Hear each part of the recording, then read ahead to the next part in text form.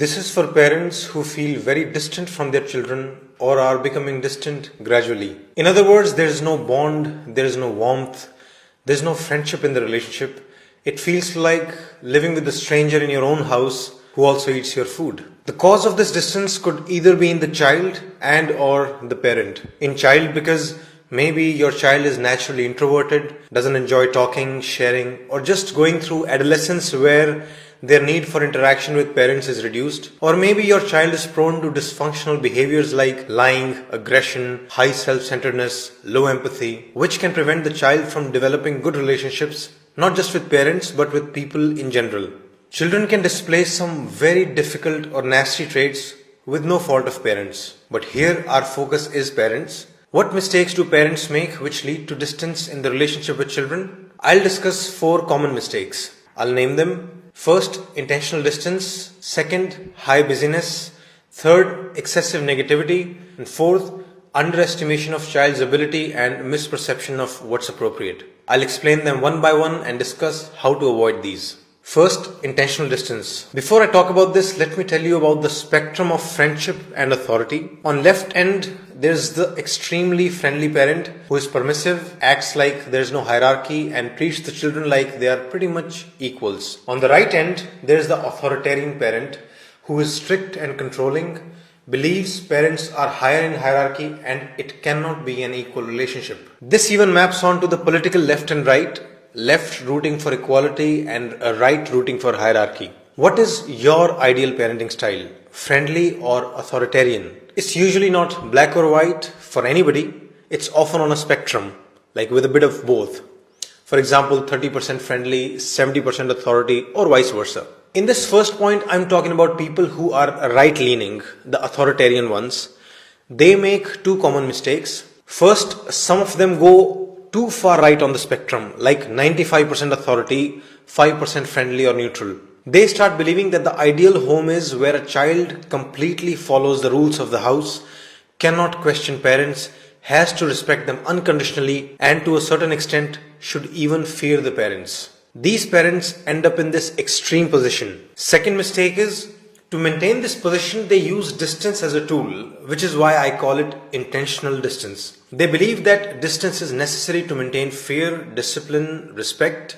Becoming nice and friendly would give the wrong message, like that would dilute the control. In the long run, this strategy turns out to be a mistake because they lose virtually all connection with their children. As time passes, the child grows up. The child starts fighting back. Authority is no longer possible. Think about this. The authority is gone. The friendship was never developed. Now you have nothing but distance. This can and should be avoided. How? By moving along the spectrum. Instead of being stuck in extreme, walk towards the center. Wisdom is about balance. Become a friend and an authority. I would suggest 50-50 in the early childhood, and as they grow up, increase friendliness and reduce authority, until one day it's all friendship and no authority. Develop 2 relationships at the same time, and it's possible. You can actually balance friendship and authority in one scene. Like families going out to a restaurant, what time to go and come back can be decided by the parent, like an authority. But which restaurant to go to, Italian, Chinese, South Indian, children can play an equal part in deciding that, like a friend. For watching movies, how many movies to watch in 1 week on average? This should be decided by the parent, like an authority. But while watching a movie with them, they can be allowed to make jokes and comments freely, as if they are friends. So the idea here is that you use your authority to create a solid framework for the house, but within that, give them as much freedom as you can and be as warm, friendly, open as you can. Second reason for distance is parents' excessive busyness. Some parents are so busy they have no time for their children. The relationship never develops. Sometimes weeks go by and you couldn't even share a single laugh with your child. You never sat down to even talk. I would recommend spend at least 30 minutes with them every day. At least. There's no certified right amount of time, but spending no time is just wrong. Why did you have the children in the first place? To increase population of the world.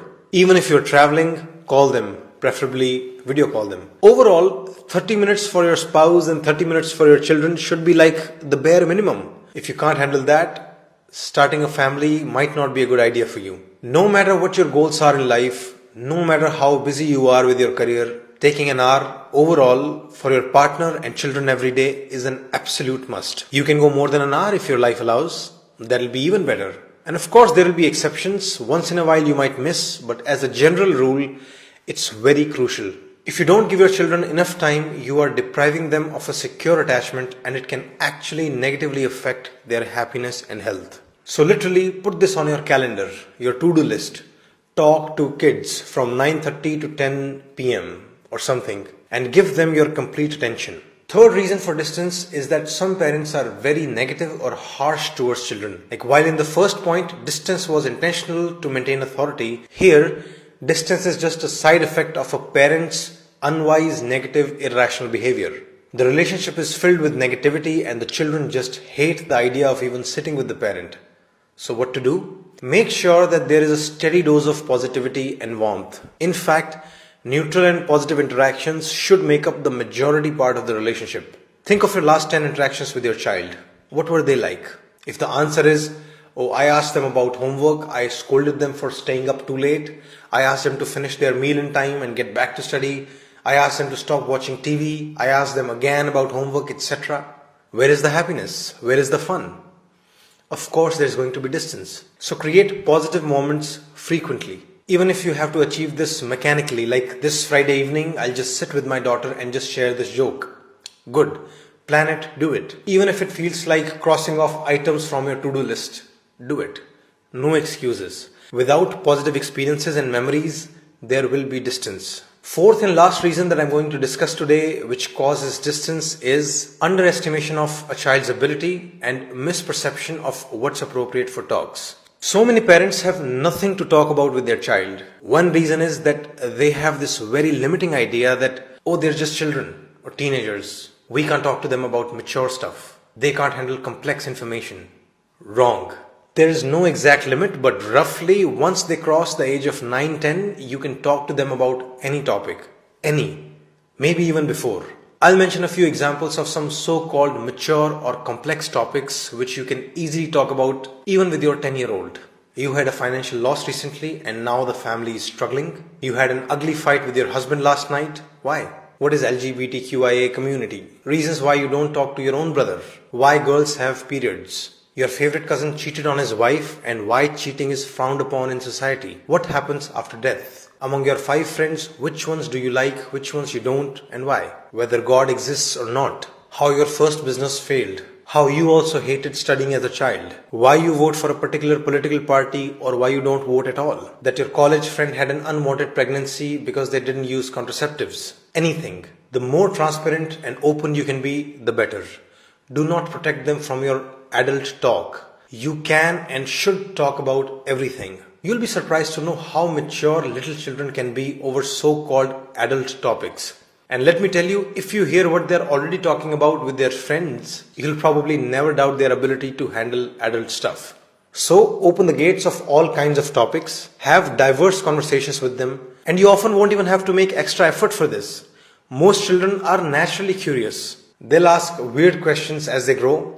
Answer them. Engage with them. Don't suppress topics. If you don't know the answers, Google the answers with them. Do not send them away saying, oh, you're too young to understand this. Don't ask them to leave the room every time you're talking about something serious with other adults. That is if the child actually wants to listen and not disrupt. Additionally, whatever you generally share with your friends, your wife, your colleagues, go ahead and discuss the same things with them. Make them feel included. When it comes to sharing, err on the side of sharing too much, not too little. I assure you they have the ability to handle it. This will be one of the best tools to be close to your child. So, these are 4 important points to keep the distance distant.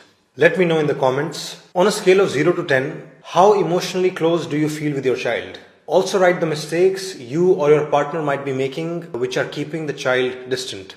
That's it. My audiobooks on parenting are now available on my website. Keep checking because I will upload new ones regularly. There's going to be a lot of new ideas in those audiobooks which you'll find very useful. By the way, you can also buy audio of this video for repeated listening and as a gesture to support me. If you want to see me grow faster, you can help me in 2 ways. First, if you are feeling generous, please make a donation.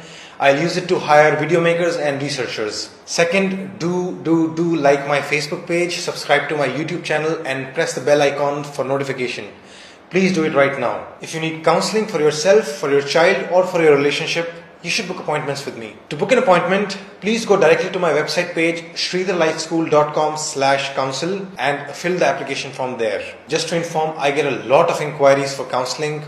It makes me very happy, but I'm unable to respond to all of them. I take very limited number of clients to make sure I can give my best and stay sane myself. So in case I have not been able to reply to your messages or get back to you on your application form, I apologize for the inconvenience. I'm working with very limited resources. Just to remind you, in case counseling isn't possible, please buy my audiobooks. They can help you in areas you can't even imagine. Thanks a lot for watching my videos.